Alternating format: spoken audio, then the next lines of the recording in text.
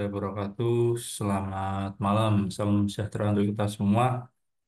Melanjutkan pembahasan masih mengenai logika matematika ya. Jadi di mata kuliah matematika diskrit kita masuk ke varian proposisi bersyarat.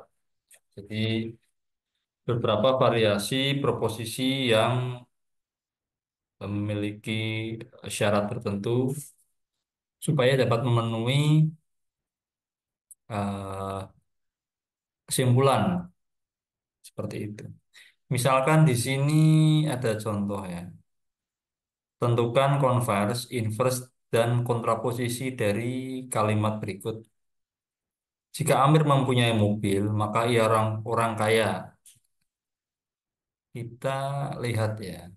Kita konvers atau kalau konvers itu berarti dibalik ya. Yang tadinya ini P ya, apa namanya? Syarat awal ya ini dan ini akibat ya dari ini ya atau implikasi dari adanya ini syarat awal ini kemudian ini gitu. Nah, ketika dikonvers itu dibalik jika Amir orang kaya maka ia mempunyai mobil ya. Jadi di sini dapat dilihat ki itu gini ya. Ki ke P ya, artinya posisinya P ke ki, sekarang ki ke P. Ini kan implikasinya. Nah, dikonvers itu dibalik ya kalimat yang apa namanya hasil implikasinya itu ditaruh di depan. Jadi ya sebenarnya ini dua ini memiliki arti yang sama gitu ya. Kemudian inversnya apa? Nah, di balik inverse itu negasinya ya. Jadi jika Amir tidak mempunyai mobil, maka ia bukan orang kaya. Jadi kesimpulannya dari kalimat ini ya dan ini ketika diinverskan itu seperti ini. Ya. Nah, kemudian kontraposisi itu hasil apa namanya kalimat yang awal ya ditaruh di belakang. Jadi, jika Amir bukan orang kaya, maka ia tidak mempunyai mobil ya. Sesuai dengan istilahnya adalah kontraposisi. Jadi, dibalik posisinya, posisi kalimatnya maksudnya seperti itu.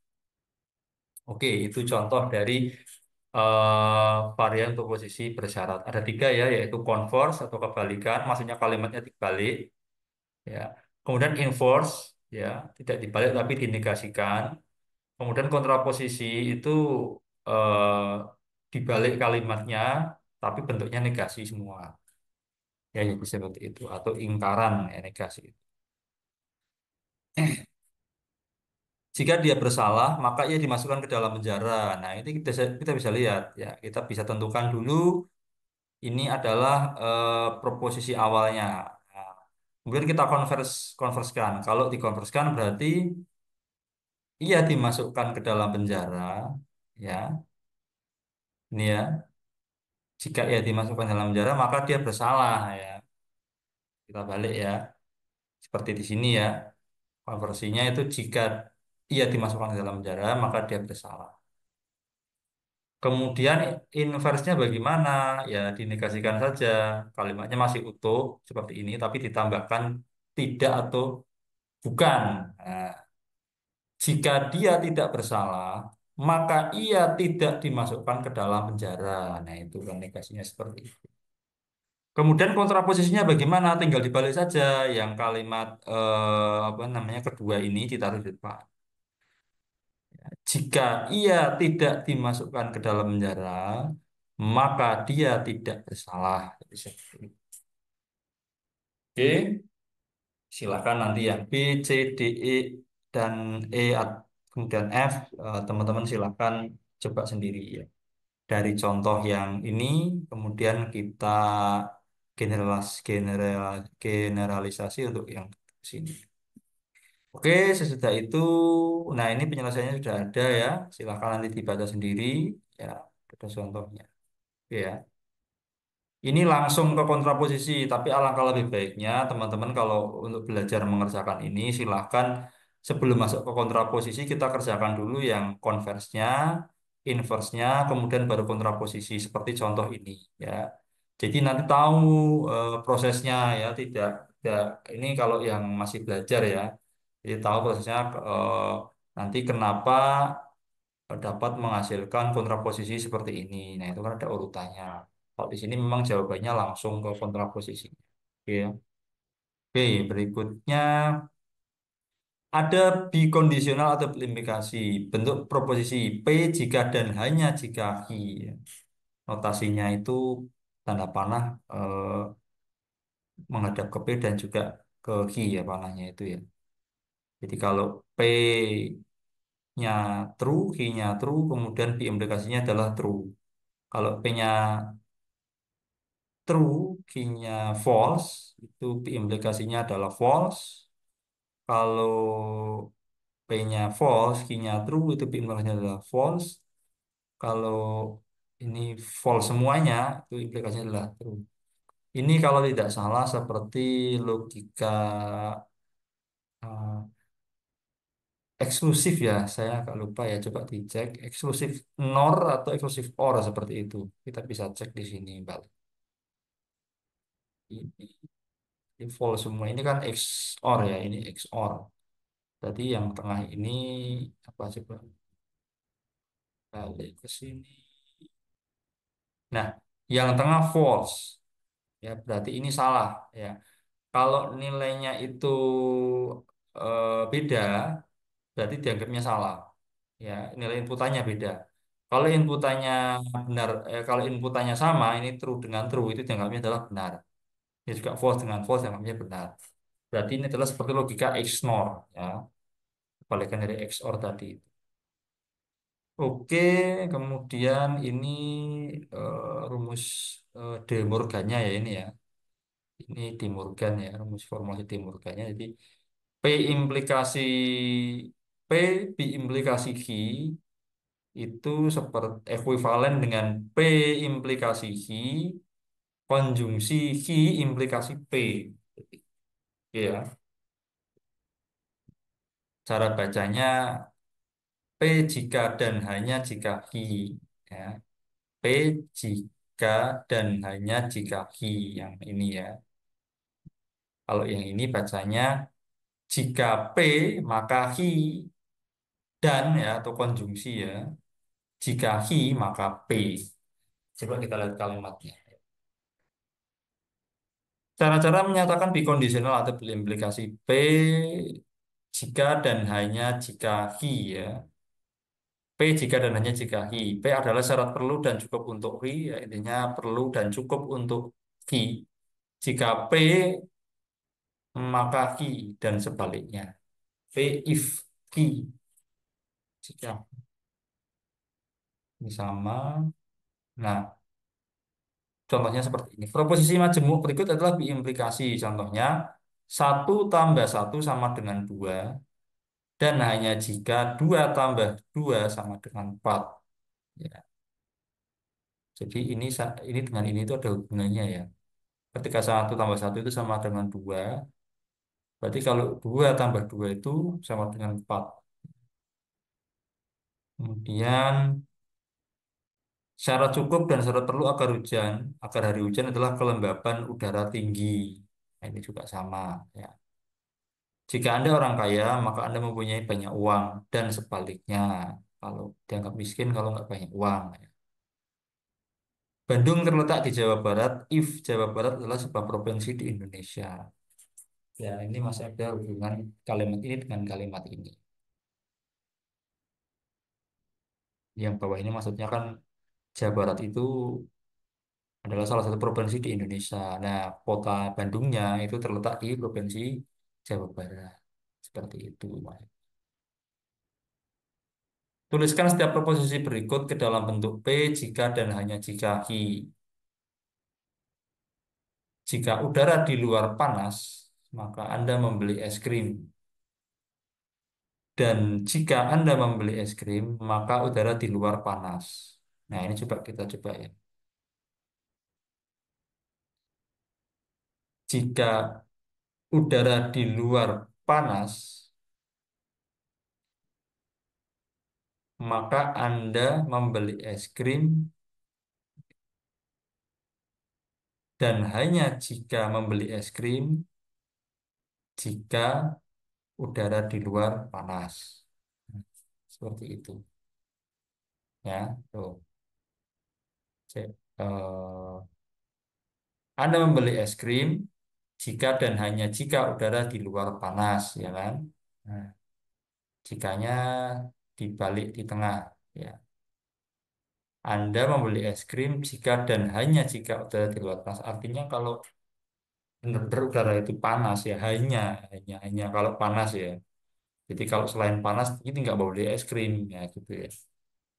Seperti itu. Nanti yang 2, 3, 4, 5 ini silakan dibaca sendiri. Ya, ini contohnya ya. Diberikan pernyataan, perlu memiliki password yang sah agar Anda bisa log on ke server. Nyatakanlah pernyataan di atas dalam bentuk proposisi jika P maka Q. Tentukan lingkaran converse, inverse, dan kontraposisi dari pernyataan tersebut. Nah, ini contohnya. Misalkan, nah ini di kalimatnya dijadikan dua premis ya. Anda bisa log on ke server itu sebagai P, key itu memiliki password yang sah ya. Ini jadi P-nya yang ini sekarang. Kemudian dibuat kalimat majemuk. Jika Anda bisa log on ke server, maka Anda memiliki password yang sah. Nah, ingkarannya bagaimana? Ini artinya jika Anda tidak bisa log on ke server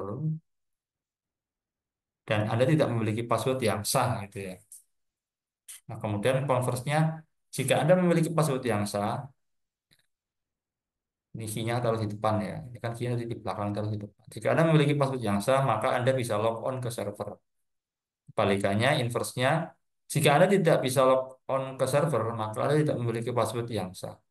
Kontraposisinya dibalik ya, ini yang di depan sekarang. Jika Anda tidak memiliki password yang sah, maka Anda tidak bisa log on ke server.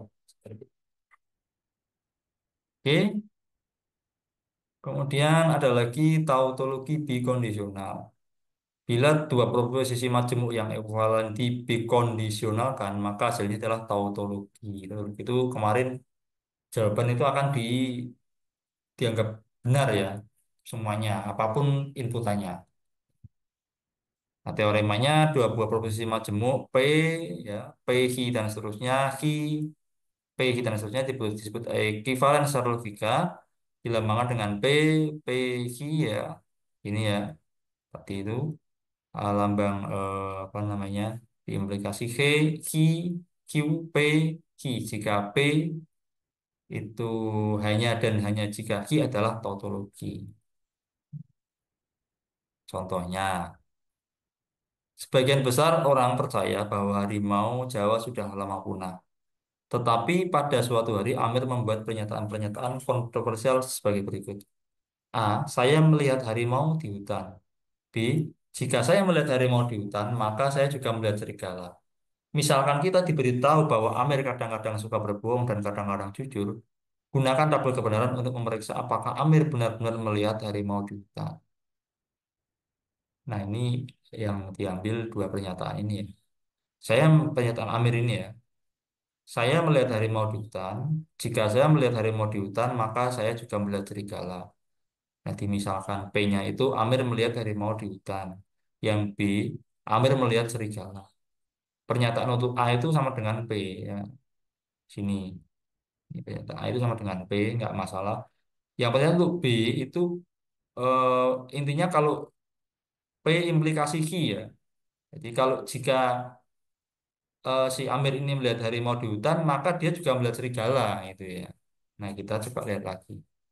Kita buat tabel kebenarannya. Ini pakainya implikasi ini. Kalau P itu benar, Q-nya benar, implikasinya adalah benar. Kalau P benar, F salah. Q-nya salah itu implikasinya adalah salah. Berarti kan F-nya bunyinya kan Amir melihat harimau di hutan. Amir tidak melihat serigala. Ini kan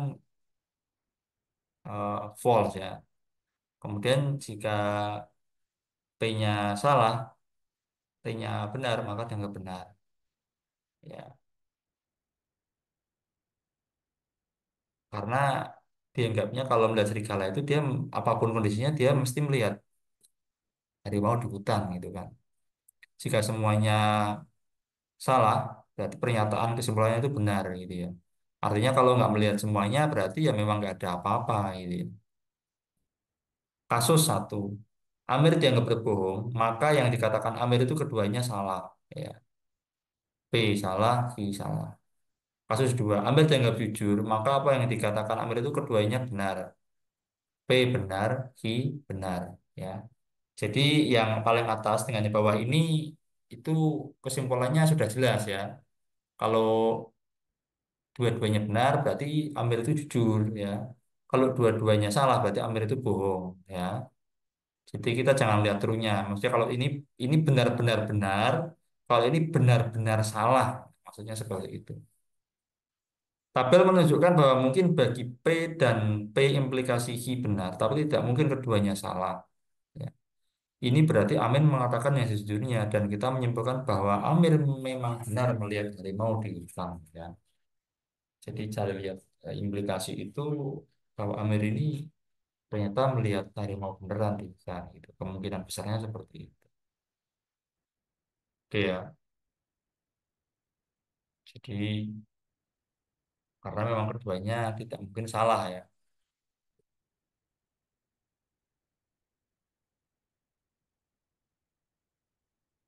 Pernyataan B ini soalnya diperkuat dari pernyataan A gitu kan. Jadi nggak mungkin salah semuanya gitu kan. Oke. Latihan dua. Sebuah pulau didiami oleh dua suku asli. Penduduk suku pertama selalu mengatakan hal yang benar, sedangkan penduduk dari suku lain selalu mengatakan kebohongan. Anda tiba di pulau ini dan bertanya pada seorang penduduk setempat, apakah di pulau tersebut ada emas atau tidak?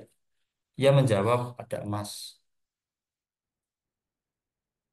di pulau ini. Jika dan hanya jika saya selalu mengatakan kebenaran. Apakah ada emas di pulau tersebut? Oke ya, ini kata kalimat yang bisa dibuat ya. Penyelesaiannya seperti ini. Ada emas di pulau ini dan jika hanya jika saya selalu mengatakan kebenaran.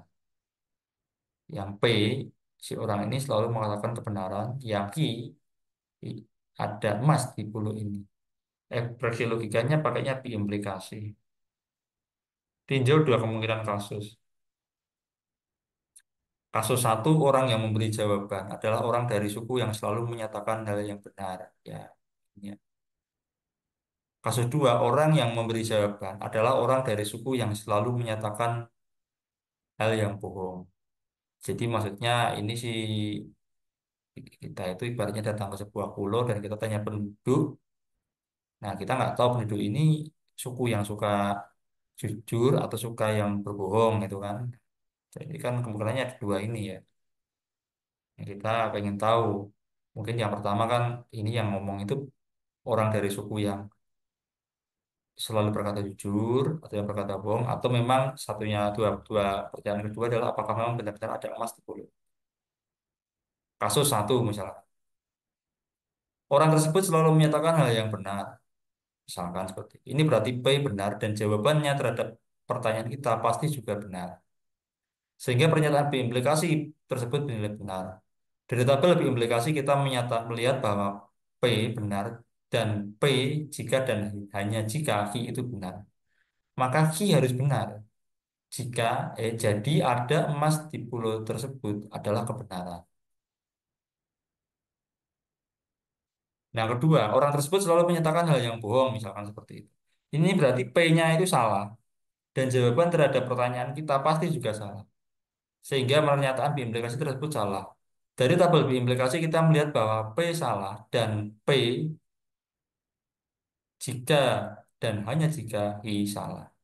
Maka I-nya harus benar. Jadi ada emas di pulau tersebut adalah benar. Dari kedua kasus, kita selalu berhasil menyimpulkan bahwa ada emas di pulau tersebut. Meskipun kita tidak dapat memastikan dari suku mana orang tersebut. Oke ya, nanti silakan teman-teman ini mungkin kalau logika itu eh, banyak dari kita ya, memang sebagian dari kita itu agak sulit memahaminya ya.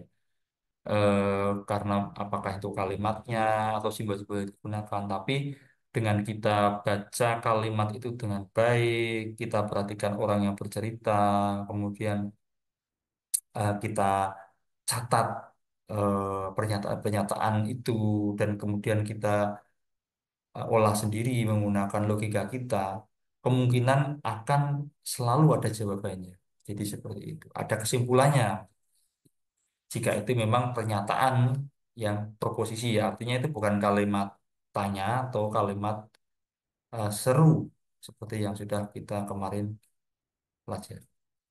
Oke, untuk malam ini kita cukupkan sekian dulu karena ini juga saya tidak mengatakan ini berat atau tidak bahasanya, tapi sekali lagi untuk memahami ini memang butuh ketelitian dan butuh kesabaran untuk bisa menarik kesimpulan dari setiap pernyataan maupun proses. Selamat malam, salam sejahtera untuk kita semua. Wassalamualaikum warahmatullahi wabarakatuh.